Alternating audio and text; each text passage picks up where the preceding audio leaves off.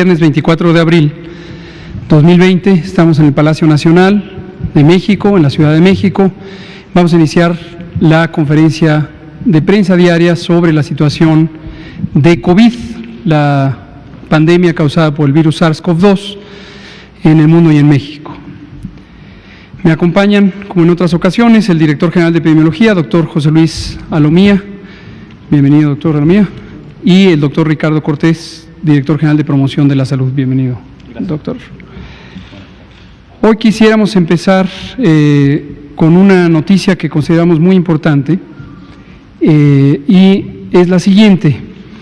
Hemos estado denunciando en esta audiencia pública una situación que nos parece extremadamente preocupante, absolutamente inaceptable, de agresiones al personal de salud, en particular a personal de enfermería.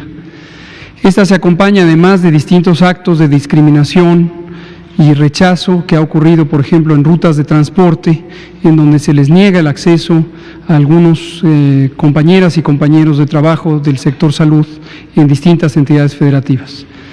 Todo esto es hasta cierto punto inexplicable, es sorprendente, es difícil de considerar que a alguien se le pueda ocurrir agredir a una persona, cualquier persona que sea, pero desde luego que esto esté relacionado con el grave problema de salud que estamos enfrentando en todo el mundo con esta pandemia y que precisamente las personas que tienen la mejor posibilidad y la mejor intención de ayudar, que son las y los trabajadores de la salud que están en el primer frente de respuesta, sean agredidas y agredidos por el hecho de ser trabajadoras y trabajadores de la salud. Pero hoy tenemos una noticia que es importante destacar, que el pasado día 17 de abril fue agredida una compañera enfermera en una zona del norte de la ciudad y ella fue en particular agredida de una manera desde luego brutal, absurdamente brutal y agresiva, y sufrió lesiones importantes. Afortunadamente está fuera de peligro, pero tiene algunas lesiones. Pero hoy sabemos que los agresores, un hombre y una mujer, fueron detenidos y han sido puestos a disposición de las autoridades, del Ministerio Público, y tenemos un video donde la propia fiscal general de la Ciudad de México nos comenta al respecto. Por favor. La maestra Ernestina Godoy, fiscal de la Ciudad de México. Muy buenas tardes a todos y a todas.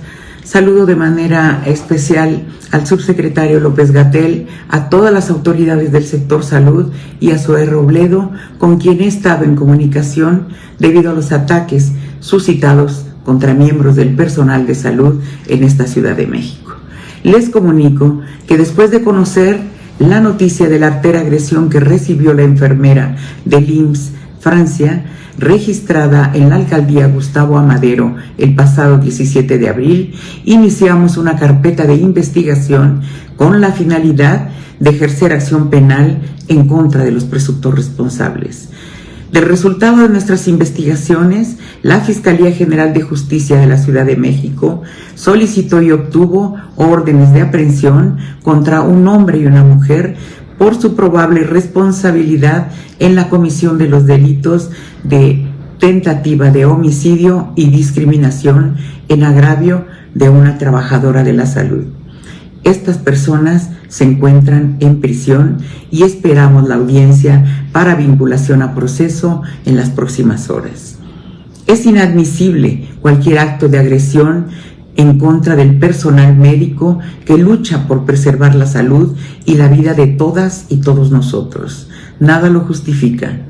Quiero dejar claro, no habrá impunidad ni tolerancia alguna para este tipo de actos. La Fiscalía actuará de manera implacable, inmediata y con todo el rigor de la ley contra quien atente contra la integridad del personal de salud. Debemos unirnos para apoyar y proteger a todas las personas que dedican su vida al cuidado de nuestros enfermos, a nuestros profesionales que luchan contra una pandemia donde todos somos vulnerables. El gobierno de la ciudad y la Fiscalía estaremos atentos. Seguimos atendiendo todas las denuncias a través de nuestras agencias o por internet a través de la Agencia de Denuncia Digital. Muchísimas gracias. Pues eso es. Muchas gracias, señora Procuradora, señora Fiscal General de Justicia, maestra Ernestina Godoy Ramos, por la pronta resolución del acto de Procuración de Justicia, y esperamos sentidamente los miembros del sector salud y supongo toda la sociedad que se haga una procuración y en su momento impartición de justicia como corresponde a las leyes, y que estos actos sean correctamente sancionados conforme corresponda en cada situación.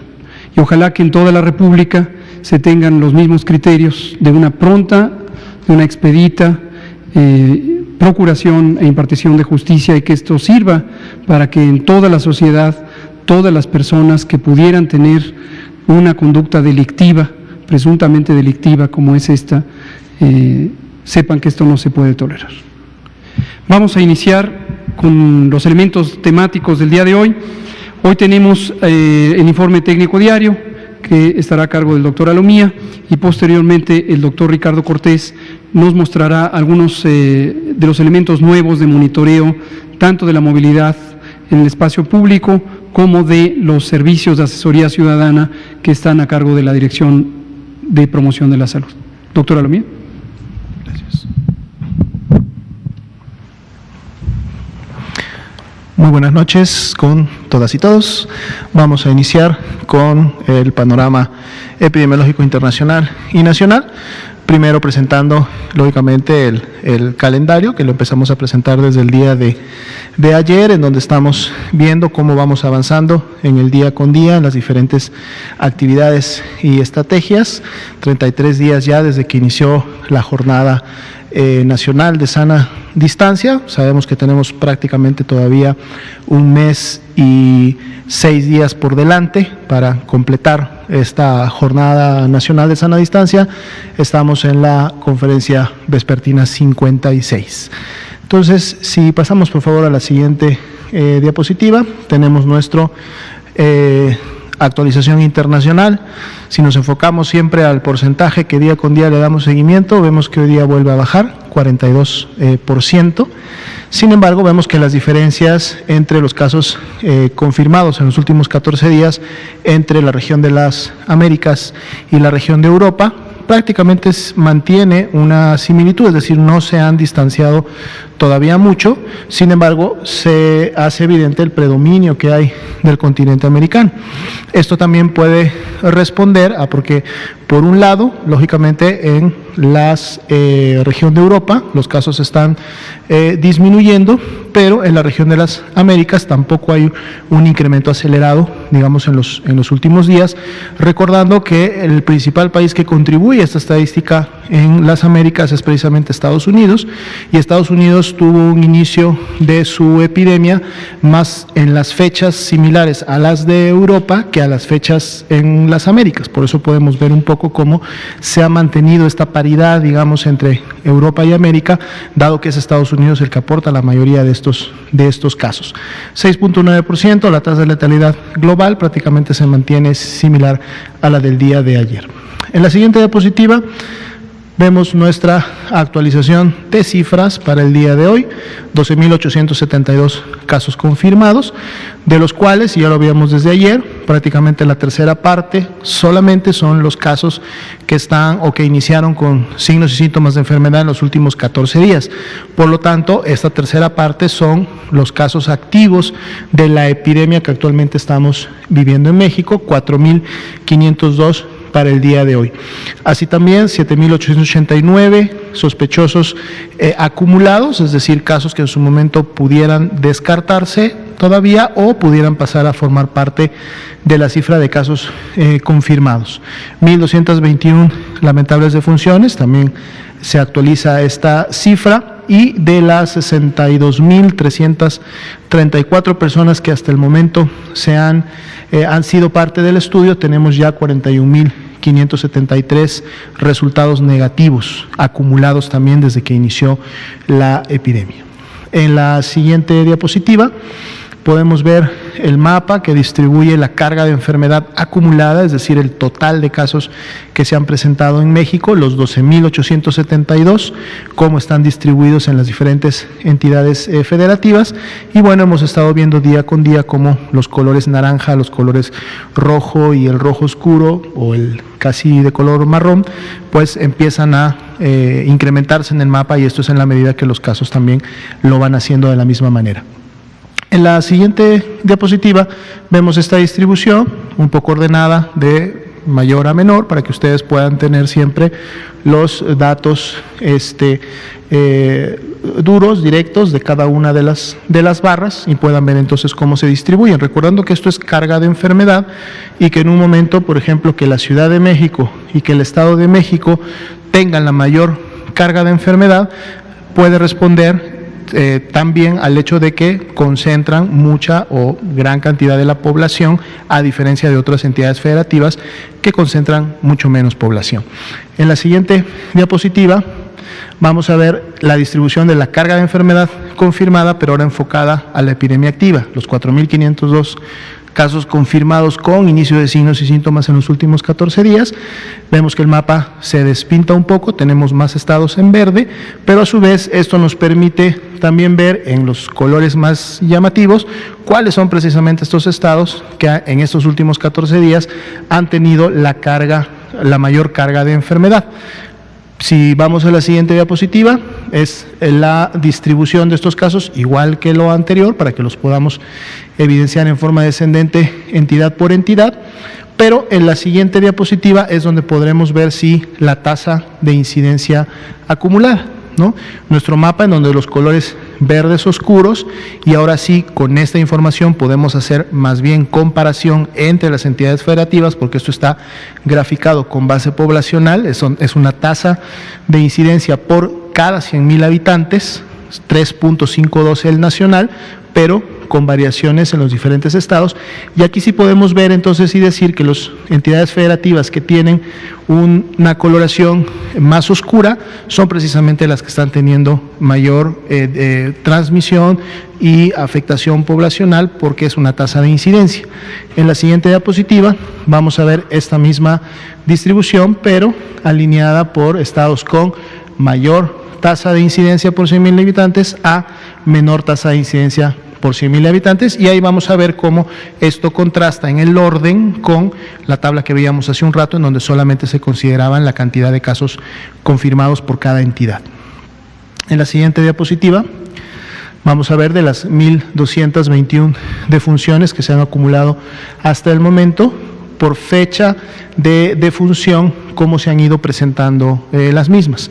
Vemos esta tendencia ligeramente ascendente que tenemos por los días que en su momento han ocurrido, y podemos destacar también que en color amarillo, encima de las barras azules, tenemos ahí una proporción de defunciones que están esperando un resultado y que por lo tanto podrían también convertirse en un caso confirmado o podrían finalmente descartarse.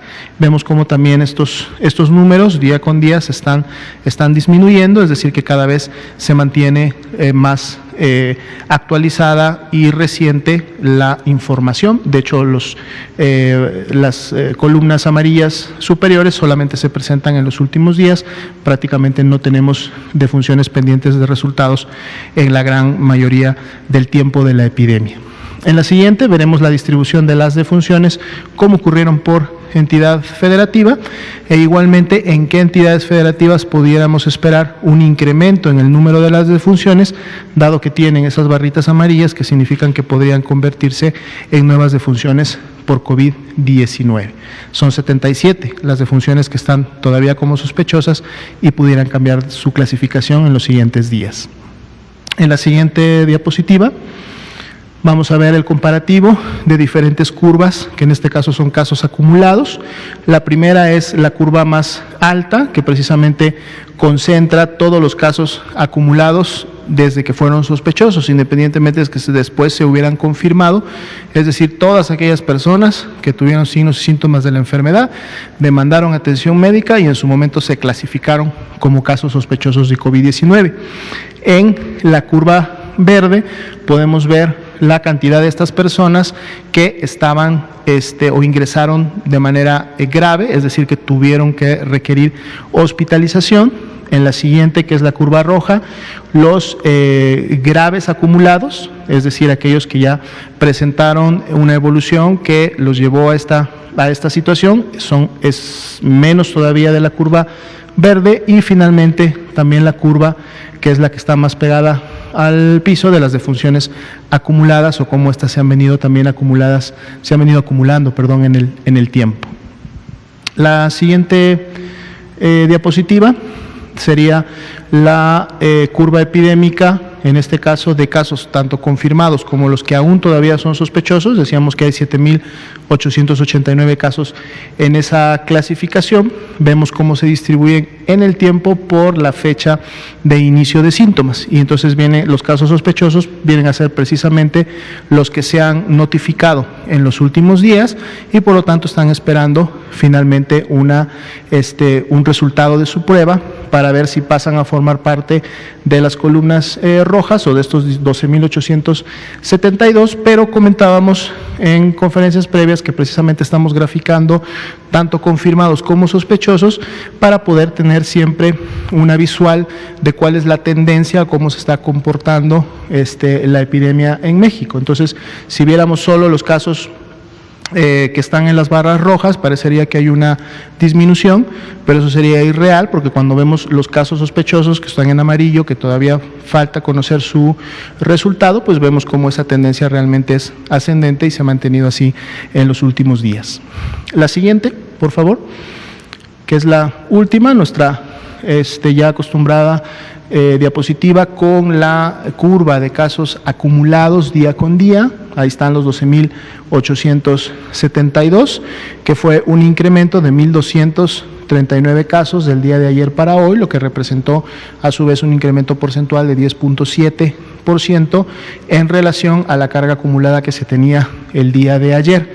Y en la parte inferior podemos ver las barras de color naranja para ver cómo día con día se está comportando, y podemos ver que prácticamente para los últimos 5 días, podríamos decir para toda esta semana, se vuelve a repetir una tendencia ascendente con una mayor cantidad de casos confirmados por día que lo que veíamos en días previos. La gráfica pues lo demuestra bastante evidente. Estaremos dando seguimiento y viendo cómo se comporta esto en los siguientes días. Gracias. Gracias, doctora Lumía.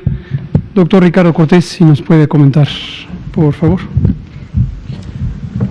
Con mucho gusto, doctor López-Gatell, muchísimas gracias. La siguiente, por favor. Lo que vamos a platicar ahorita es el contacto con la ciudadanía que hemos tenido de acuerdo a diferentes medios de este mismo contacto. Los primeros datos que podemos ver es el número 800-00-44-800, que desde un principio de la epidemia se compartió con toda la ciudadanía para comunicarse y atender dudas sobre el coronavirus. En los últimos 14 días, 30.150, 30.149 personas han reportado que tienen síntomas de COVID-19. A estas personas se les derivó con una persona que atiende el call center con capacitación en materia de coronavirus para saber los síntomas que presentaba, reconocer si había síntomas de gravedad y derivarlo ya sea a la unidad de salud o a decirle que se quedara en casa si era un caso leve. 7,569 personas refirieron o necesitaron, después de marcar el 800-0044-800, una opción que decía si requería de apoyo emocional. Sabemos que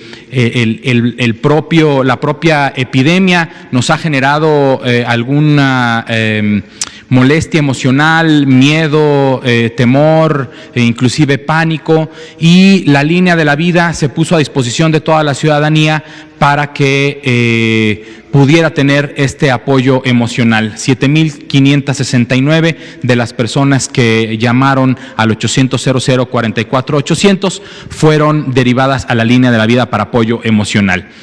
7,174 de primera instancia dijeron yo siento que tengo síntomas graves y se les derivó al 911 para que fueran atendidos debidamente por personal capacitado, ya sea para ver definitivamente qué tipo de sintomatología estaban presentando o para enviar a los servicios de emergencia a donde se requirieran. Y 6,645 personas como yo, personas como ustedes, personas como los que están viendo en casa esta conferencia de prensa, requirieron de información básica que probablemente no pudieron encontrar en algún otro lugar y se les brindó a través de este número 800-0044-800. La siguiente, por favor.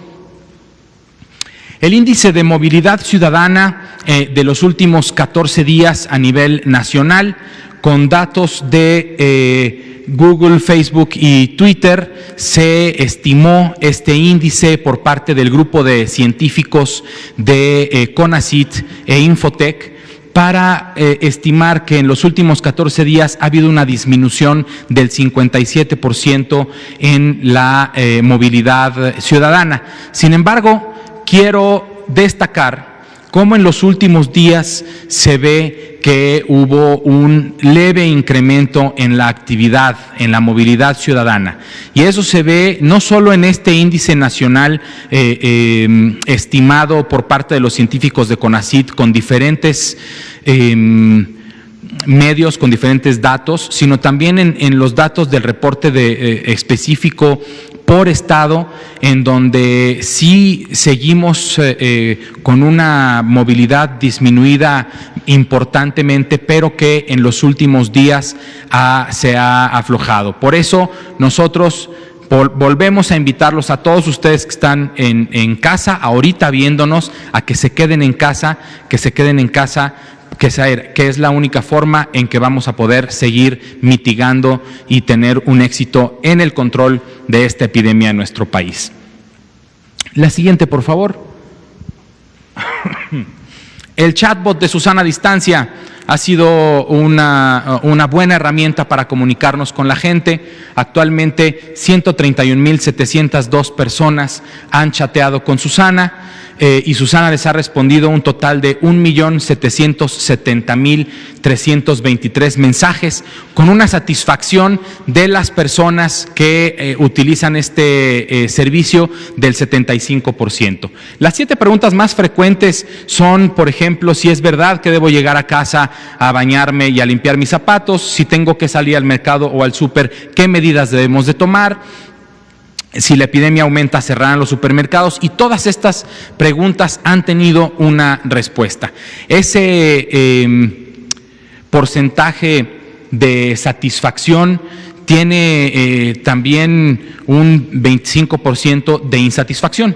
Esa información también la analizaremos para saber cómo responder mejor a las preguntas de ese 25% que no se sintió satisfecho con la respuesta que se diseñó para que Susana Distancia les respondiera. El código QR, ahí está. El teléfono que deben de guardar y utilizar la aplicación de WhatsApp es el 55 86 33 85 89. Tenemos también otros canales, las redes sociales, por ejemplo, las publicaciones con mayor alcance en los últimos días han sido los comunicados técnicos, las imágenes o los copies de Facebook o de Twitter o de cualquier otra red social, en donde invitamos a quedarse en casa a todo el mundo, el video de la recepción de insumos desde China con el puente aéreo establecido entre México y China para traer insumos para la salud, las videos de Plaza Sésamo para los niños y la conferencia de prensa del 18 de abril. La siguiente, por favor.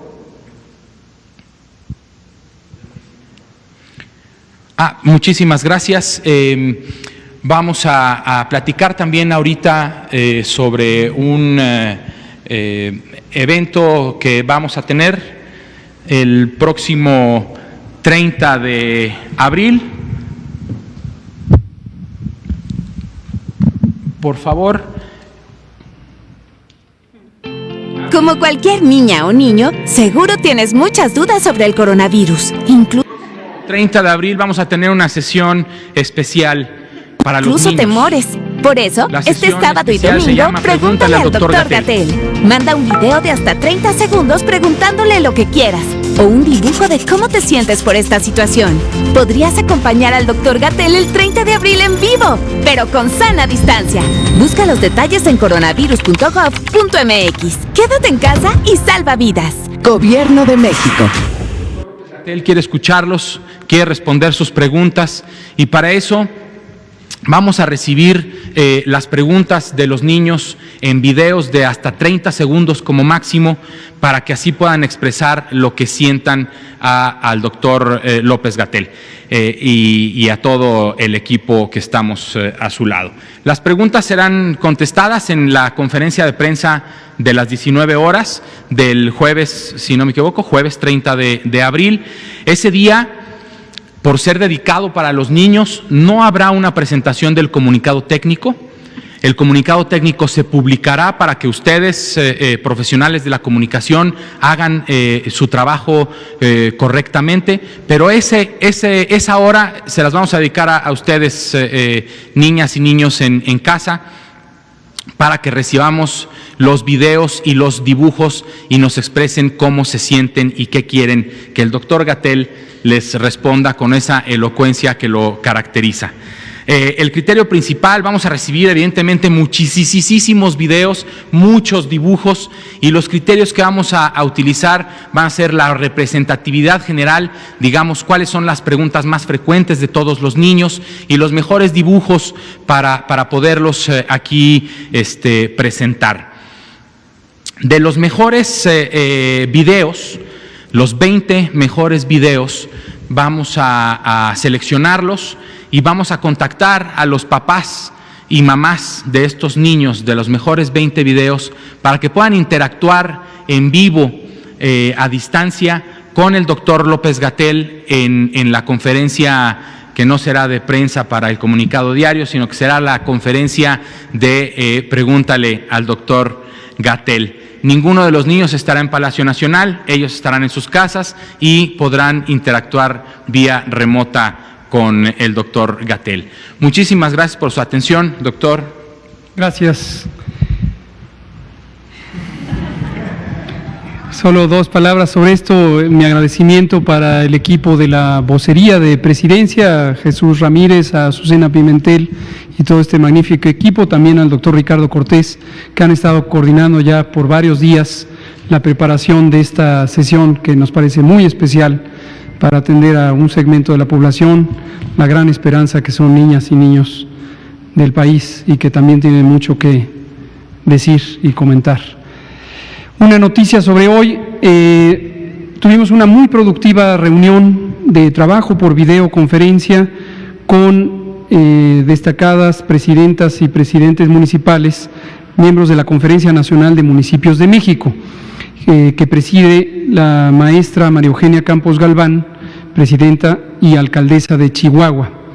Participaron también el presidente el copresidente de esta conferencia y alcalde de Apodaca, Nuevo León, César Garza Villarreal, el licenciado Armando Quintero Martínez, también copresidente y alcalde de Iztacalco, Ciudad de México, también Anabel Ábalos Zempoalteca, copresidenta y alcaldesa de Tlaxcala, Tlaxcala, Enrique Vargas del Villar, copresidente y alcalde de Huixquilucan, Francisco Javier Castellón Fonseca, copresidente y alcalde de Tepic, Nayarit.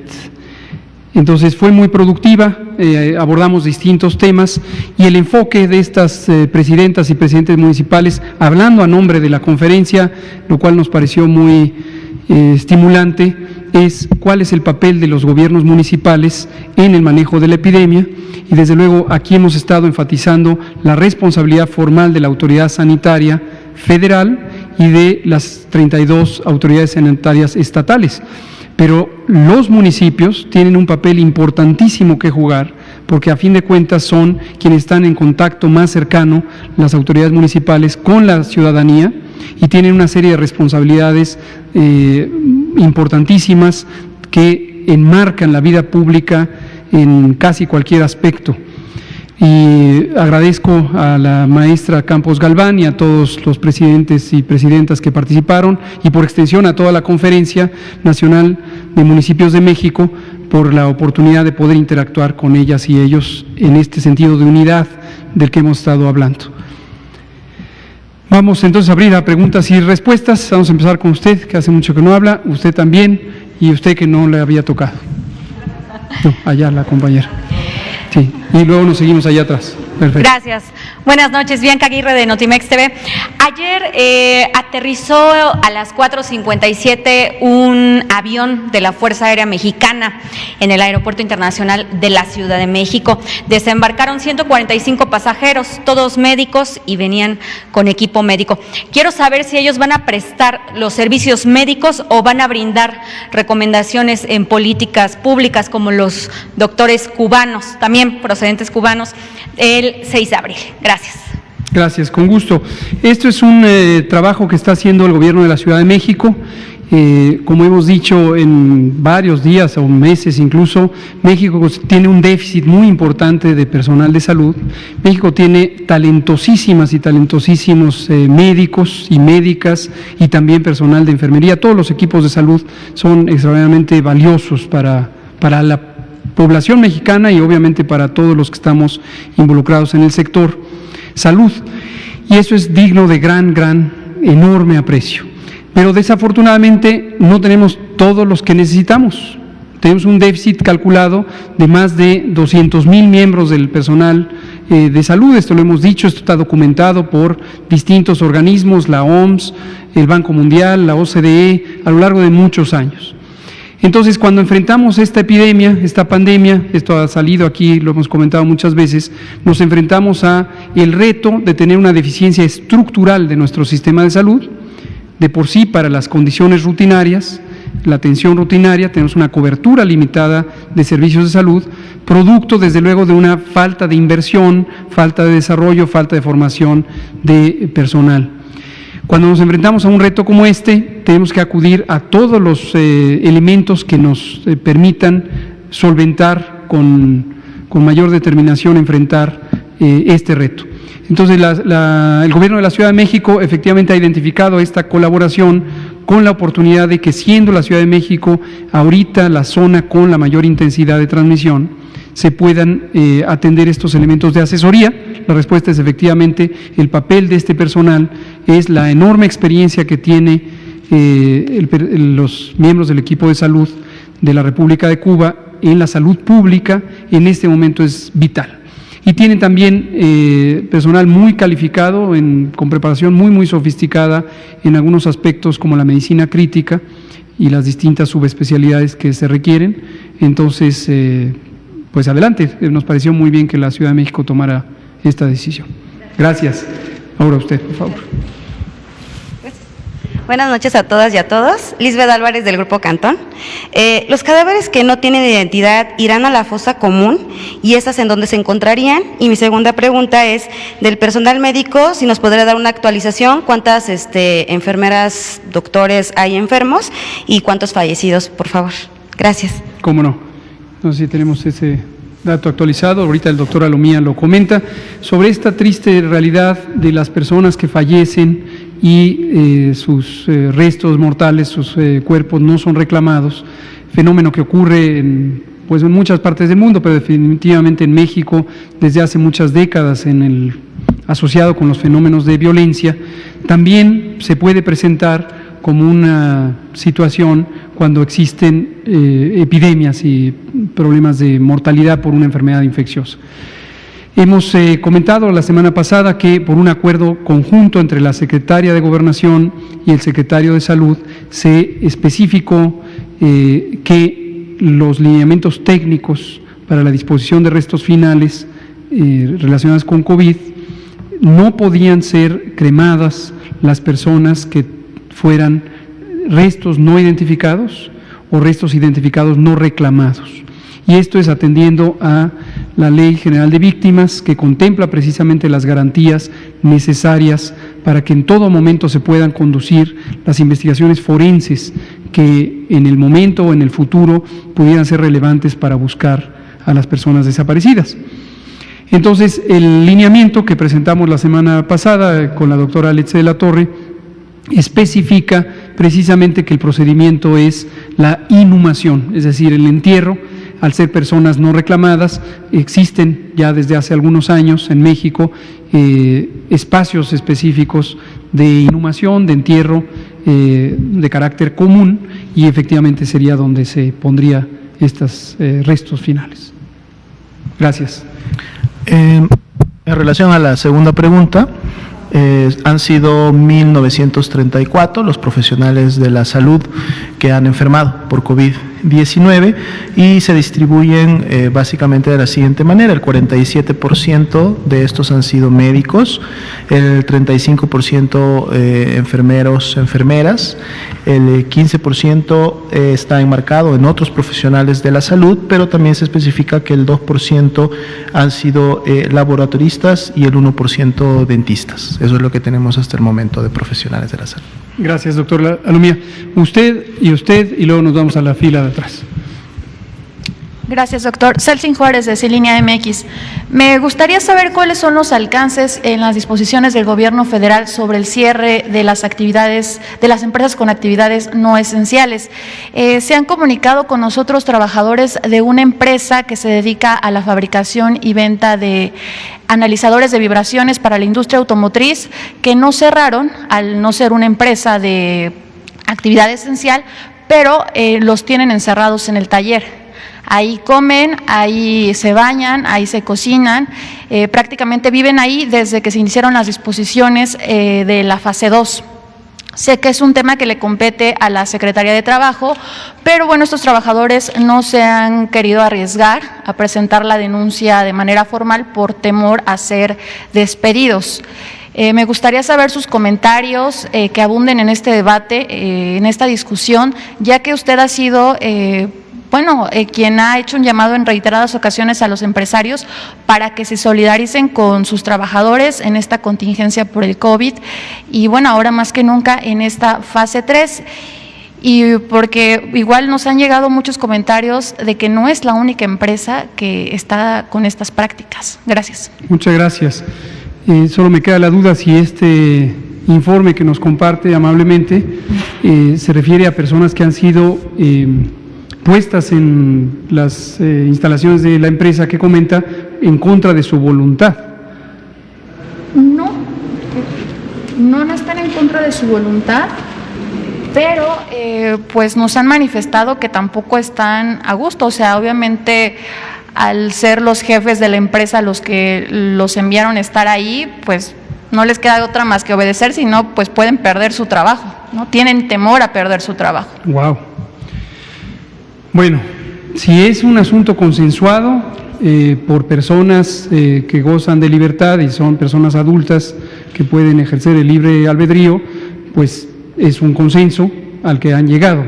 Si no es el caso, definitivamente es un presunto delito de privación de la libertad.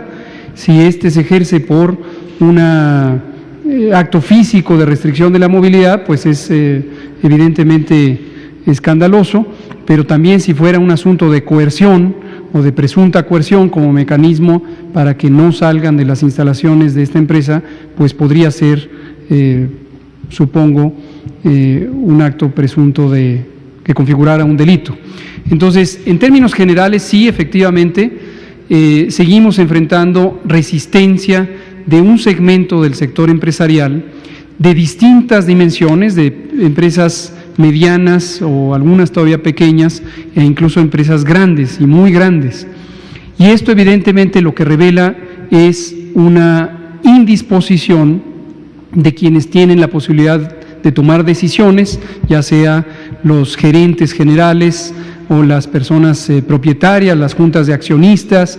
Todas esas personas, todos, los juntas de accionistas, por ejemplo, son copartícipes de la responsabilidad de no acatar las disposiciones obligatorias que tienen una base constitucional para proteger uno de los bienes más importantes, posiblemente el más importante, que es la vida de las personas.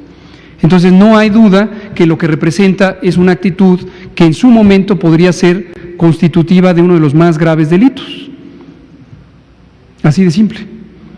Y esto obviamente cuando lo vemos como un asunto de interés público y de interés social, en donde todas y todos ustedes que nos ven y nos escuchan lo están conociendo y que el próximo lunes lo vamos a presentar aquí, como ha dispuesto el presidente, en una sesión específica del quién es quién en el cumplimiento de las medidas de seguridad sanitaria que nos protegen a todas y todos de la más grande epidemia en los últimos 100 años, con consecuencias catastróficas en todo el mundo, para la salud, para la vida y también para la economía, pues vamos a conocer quiénes son estas empresas que están atentando contra estos tres elementos: la salud, la vida y también la economía, porque en la medida en que se persista con el funcionamiento de empresas que tienen actividades no esenciales, pues obviamente están retardando el proceso de control de la epidemia y eso va a afectar a la economía del país y en consecuencia también a la economía del mundo. Y una de las contribuciones, no digo que la única, pero una de las contribuciones sin duda podrá ser atribuible a la conducta de estas empresas. Por cierto que en la materia científica y técnica que respalda a las decisiones de políticas públicas que estamos tomando, ya están en curso la planeación de estudios de modelación económica precisamente para identificar cuáles son los factores que han favorecido tanto el daño o la afección económica como las posibles oportunidades de una recuperación más oportuna, ¿no? Entonces, qué bueno que lo menciona. Es un asunto que está también en manos ya de varios elementos de gobierno, como comentamos aquí hace algunos días. La Secretaría del Trabajo realiza inspecciones que le corresponden de acuerdo a la ley en materia de trabajo, es decir, las condiciones laborales, pero estas tienen un elemento también relevante en términos de la salud de las personas trabajadoras, la salud, la seguridad de las personas trabajadoras. En un momento dado, cuando identificamos que existen personas trabajadoras que tienen, por lo tanto, afiliación o deberían tener afiliación al Seguro Social, podemos identificar una correlación directa entre las empresas que no han parado, los contagios que ocurren para los trabajadores de estas empresas, la necesidad de utilizar los servicios de salud del IMSS y eventualmente los daños importantes que causan a las propias personas, a su salud, a su integridad, a su vida y también en términos económicos para el propio Instituto Mexicano del Seguro Social. Entonces, todos estos elementos están siendo analizados. También en términos sanitarios, la COFEPRIS, la Comisión Federal para la Protección contra Riesgos Sanitarios, tiene los elementos jurídicos necesarios para hacer inspecciones y desde luego identificar presuntas violaciones a la protección sanitaria que pueden ser también constitutivas de delito y también acreedoras de sanciones de diversa naturaleza, desde económicas hasta fenómenos de clausura. Gracias. Usted, por favor, y nos vamos a la fila atrás, y luego regresamos. Y también usted, si nos da tiempo. Sí, tengo que agarrar. Bueno, gracias. Quiero preguntarles, hoy se publicó un acuerdo en el Diario Oficial de la Federación que indica que las instituciones de salud podrían contratar a médicos extranjeros únicamente para atender durante la emergencia sanitaria por COVID-19. Quiero preguntarles si tienen establecida una meta de cuántos profesionales de la salud extranjeros podrían contratar y si ya han contratado algunos, ¿cuántos serían? Por otro lado, aunque adelantó que se va a presentar este informe de las empresas el próximo lunes, ¿tendrán ya información de cuántas empresas han sido sancionadas o han recibido alguna multa por incumplir con estas medidas establecidas? Gracias. Con gusto. Sobre lo primero, tiene que ver con la pregunta que hacía Bianca de Notimex. No hay una meta, no hay un plan predefinido de un número de personas extranjeras que se pudieran contratar, al igual que hemos hecho con todo el proceso de reconversión hospitalaria y reorganización de los servicios. Desde hace ya prácticamente 6 semanas, desde que empezó el ciclo, hemos acudido a todos los recursos necesarios. El convenio con el sector privado en México, la instalación de espacios específicos para que sean competentes y apropiados en términos sanitarios para la atención médica, el acelerar la convocatoria de médicas y médicos del bienestar, y la hemos estado anunciando, y aquí volvemos a aprovechar para hacer un llamado para todas las personas profesionales de la salud, particularmente los especialistas en ciertos campos como neumología, infectología, medicina crítica, pero también médicas y médicos generales y enfermeras y enfermeros, para que se inscriban en la convocatoria del bienestar y se proceda de manera muy expedita a reclutarles, a garantizarles sus condiciones de alojamiento y que puedan entrar en operación. No les digo el número exacto porque se está actualizando, pero hemos tenido un buen progreso de esta convocatoria y hago el llamado para que se atienda. En principio, si tuviéramos una respuesta exhaustiva, copiosa, amplia, de parte de profesionales de la salud mexicanas y mexicanos, no tendríamos necesidad de tener a nadie extranjero, porque seríamos autosuficientes. Lo desafortunado del caso es que no hay suficientes profesionales en algunos campos específicos y en otros casos también la respuesta no ha sido todavía la más apropiada en términos numéricos. Y sobre lo segundo, ¿cuál es su segunda pregunta? Antes de lo segundo, quisiera preguntarle en qué campos o en qué especialidades médicas todavía no han tenido la respuesta. Principalmente en las subespecialidades, que son medicina crítica, infectología, neumología, son las 3 principales en donde hay menor cantidad en México. Gracias. Y aunque no haya una meta, si esto no se cumple, digamos, o si siguen faltando profesionales de la salud, ¿hasta cuántos podrían contratar de otros países? Insisto, no hay una meta predefinida porque vamos avanzando simultáneamente en varios de los elementos de la suficiencia. Uno también que ha explicado aquí el doctor Alejandro Esbarch, coordinador del área médica de INSABI, del Instituto de Salud para el Bienestar, es un método que se estableció en colaboración con el Instituto Nacional de Ciencias Médicas y Nutrición Salvador Subirán, específicamente con el doctor Guillermo Domínguez Cherit, quien es el subdirector de Medicina Crítica de este noble instituto, y que consiste en un esquema piramidal de supervisión, en donde una persona líder, subespecialista de Medicina Crítica, hace una asesoría directa a 5 personas que no necesariamente tienen la subespecialidad, pero tienen una especialidad competente, y cada una de estas personas a su vez supervisa a otros 5. Entonces tenemos una pirámide de 25 y optimizamos el aprovechamiento de cada una de las personas especialistas en el campo. La segunda pregunta era si ya tienen información de cuántas empresas han podido ya ser sancionadas. Eso lo vamos a presentar con el quién es quién. No tiene ninguna adelanto. Tenemos, pero no quiero darle adelanto, lo queremos presentar con todo junto. Vámonos allá atrás, por favor. Hola, buenas noches. Andrea Meras de Grupo Fórmula. Hoy en la mañana, la jefa de gobierno, Claudia Sheinbaum, indicó que el 70% de las personas que están entubadas son ciudadanos de la capital, el resto son del Estado de México y otras entidades. Si nos pudiera decir por qué se están trasladando justamente de otras entidades aquí a la capital, si es por falta de recursos o también cuántas personas de otros estados están llegando aquí a la ciudad para atenderse y no precisamente se contabilizan en sus estados, sino que llegan a la capital del país quizá buscando un mejor tratamiento. Esa sería mi primera pregunta. Con gusto. Quizá hay casos como estos, donde los que usted relata, que haya personas que se trasladan a la Ciudad de México para atenderse, pero no es la regla general. A lo que se refiere la doctora Sheinbaum, jefa de gobierno de la Ciudad de México, es que cuando uno identifica el número de personas que están en terapia intensiva, que están con ventilación mecánica asistida, la enorme mayoría, esta 70%, son habitantes de la Ciudad de México y la zona metropolitana del Valle de México.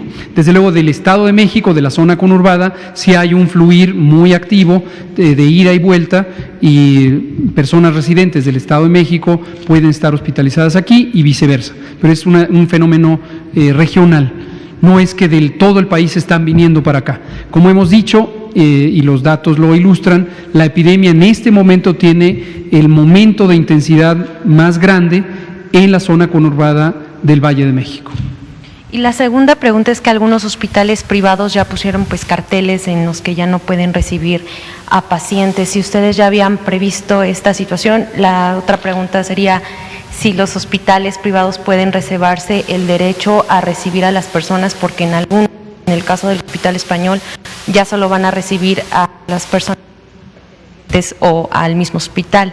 Y pues cuál sería, si habría un nuevo acuerdo con los hospitales privados para dar la atención, ya que aquí en la capital del país, pues sí, como usted bien dice, las estadísticas es que hay mayor número de casos. Gracias. Claro, con gusto. Sí, efectivamente, este es el escenario que estaba previsto y que hemos estado describiendo desde enero.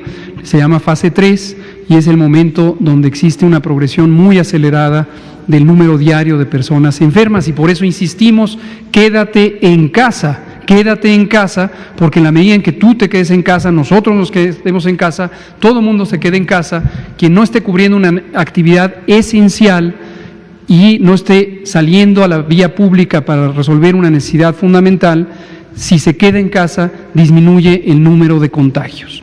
Esta es la fase 3 y esto es lo que dijimos desde enero que pasaría en la fase 3, un incremento acelerado en el número diario de casos. La consecuencia más importante es que esto rebase la capacidad inicialmente instalada del sistema de salud. Hicimos una reconversión que expandió prácticamente al doble la capacidad instalada de atención. Cuando incorporamos al plan Sedena, el plan DN3 y al plan Marina, se incorporó todavía un 30% adicional. Cuando se firmó el acuerdo con las instituciones privadas o las organizaciones privadas de salud, se aumentó cerca de un 15% de la capacidad instalada. Cuando se reorganizaron internamente los hospitales y se difirieron cirugías programables o con el convenio con el sector privado, se dispusieron atención para 6 elementos de alta frecuencia en los hospitales privados, se expandió aún más. Cuando se instaló el campo de reclusión voluntaria o de atención temporal voluntaria en la Secretaría de Marina, se expandió aún más. Cuando cada una de las entidades federativas o la gran mayoría hicieron algunas otras reconversiones y acuerdos locales para tener instalaciones provisionales, se expandió aún más. Cuando la jefa de gobierno hizo el acuerdo con el sector privado para tener el centro Banamex, la unidad temporal COVID-19, se expandió aún más. Pero, si no nos quedamos en casa, los casos seguirán aumentando y aumentando y aumentando, y se rebasará la capacidad. El Hospital Español, efectivamente, hoy precisamente entró al límite de su capacidad máxima. Platiqué por mensaje con mi buen amigo y respetadísimo infectólogo, el doctor José Donís, quien es el jefe de infectología de este hospital y está coordinando la respuesta en el hospital, y me compartió eso, que estaban saturados. A los pocos minutos apareció el cartel que usted relata, y aquí lo que es crítico es que todas las personas tienen que poder tener un sitio donde atenderse y por lo tanto es necesario redistribuirse. Todavía tenemos en unidades de salud de la Ciudad de México, del gobierno de la Ciudad de México, espacio. En algún momento llegarán también al límite, pero tenemos todavía espacio y aquí es crítico que se redistribuyan. Está en curso, próximo a entrar en vigor, un convenio interinstitucional de todas las instituciones de salud, el IMSS, el ISSSTE, Pemex, Sedena, CEMAR, las Secretarías de Salud, que lo que permite es el intercambio de servicios en forma temporal durante COVID, de modo que se pueda resolver de manera más expedita la redistribución. ¿Los hospitales entonces sí se pueden preservar el derecho de adhesión. Sí, en este momento lo que es importante es que con el acuerdo firmado, y el Hospital Español es parte de las asociaciones de hospitales privados que son parte del acuerdo, tienen que privilegiar, dejar el espacio necesario para lo que corresponde el acuerdo. Ellos tienen también sus operaciones ordinarias para muchas otras condiciones de salud que se atienden en este momento. Vamos con usted, allá atrásito. Nos quedan 3 minutos. Gracias, doctor David Pérez de Tejada. Va muy de la mano de lo que comentaba mi compañera. Al medio del que represento han llegado, por ejemplo, llamadas de gente que tiene la duda de, por ejemplo, le voy a explicar el caso, una hemodiálisis que se complica y entonces ya no lo atienden en el hospital privado, sino lo regresan a su clínica. Y entonces ahí en la clínica pues ya no los pueden atender porque están llenos de pacientes COVID. ¿Ahí qué pasa? Eso estaba también dentro del convenio de que no se hicieran cargo de estas pues eventualidades que salen durante este tipo de casos. Y la otra pregunta que le quería hacer era ¿qué estrategias se están teniendo con los médicos para que no sufran, o en caso de que sufran el síndrome de burnout, el de quemado, con tanta estrés? ¿Qué se va a hacer con los médicos? ¿Cómo se les va a atender? ¿Qué apoyos puede haber para ellos? Bueno, el personal de salud. ¿Cómo no? Gracias por sus 2 preguntas. Sobre la primera, le comento que el convenio estipula los límites de la capacidad de operación en la que participa el sector privado. Hemodiálisis es uno de los servicios transferibles, pero efectivamente una persona que necesita servicios de hemodiálisis tiene otras condiciones de salud que podrían requerir atención. Entonces, afortunadamente, la gran mayoría de personas que usan servicios de hemodiálisis, a pesar de que tienen enfermedades crónicas, la enorme mayoría, una minoría tienen otras condiciones que requieren atención inmediata. Cuando esto ocurre, desde luego, la unidad de salud o el subsistema de salud, porque no es solo la unidad específica, les puede y les debe atender. Pero los están regresando a sus clínicas. Hay que analizar cualquier caso específico que usted conozca, y ya saben que estas conferencias son útiles también para la denuncia y el señalamiento. Ayúdenos trayéndonos datos específicos. ¿Hay algún número donde el mismo paciente pudiera reclamar? Si es del Seguro Social, desde luego, los números no sé de qué institución sea, usted platícame. Perfecto, ahí los números de atención, la coordinación de vinculación del Instituto de Seguro Social, por supuesto. Sobre el personal de salud y este fenómeno del burnout o de la fatiga extenuante. Ha venido aquí varias veces nuestro talentosísimo equipo de especialistas en salud mental, el doctor Juan Manuel Quijada, la doctora Lorena Rodríguez Bores Ramírez, el doctor Gadi Sabiki, el doctor Jorge González Olvera. Los vamos a volver a traer. Hay varias intervenciones preventivas y algunas de atención. Ayer el Instituto Nacional de Psiquiatría, Ramón de la Fuente Muñiz, puso a disposición una serie de números telefónicos para la asesoría en salud mental y de los servicios de asesoría ciudadana que ya mencionó el doctor Ricardo Cortés en el número 800-0044-800.